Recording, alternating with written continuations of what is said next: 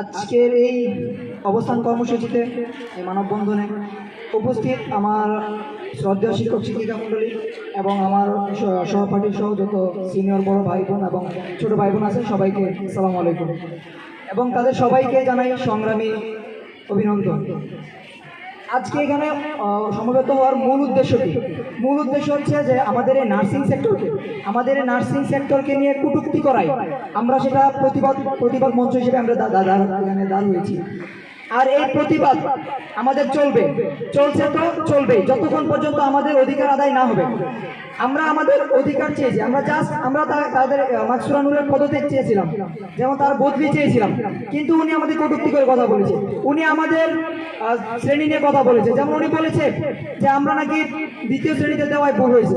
আমরা ছোট্ট একটা কাজ করি, তাদেরকে আজকে বলে দিতে চাই, আমাদের সারা বাংলাদেশে যতগুলো নার্স আছে তারা যদি ছোট্ট কাজ করতো তাহলে আমরা এই মুহূর্তে হসপিটাল বন্ধ দিয়ে দেখি যে আমরা কত দূর ছোট কাজ করি নাকি বড় কাজ করি।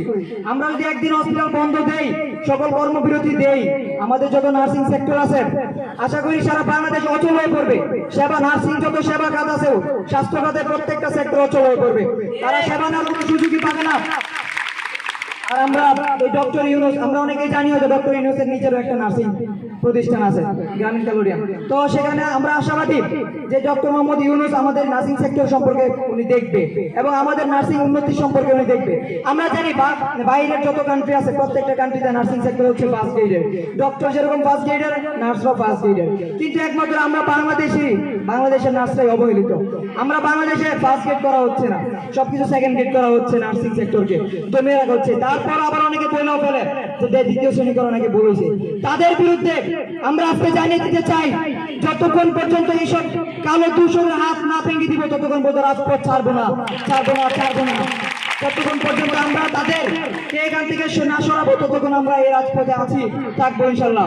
আর সংগ্রামী ভাই বোনেরা যারা এখানে উপস্থিত আছেন সবার প্রতি আমার আহ্বান, আমরা যতক্ষণ পর্যন্ত প্রতিদিন যতক্ষণ আমরা তারা পদত্যাগ না করবে আমরা আমাদের কর্মসূচি ধাপে ধাপে দিব এবং আমরা এর চেয়েও বড় কর্মসূচি করতে বাধ্য হব। সারা বাংলাদেশ এক হয়ে একসাথে আমরা সারা বাংলাদেশের নেমে পড়বো ইনশাআল্লাহ।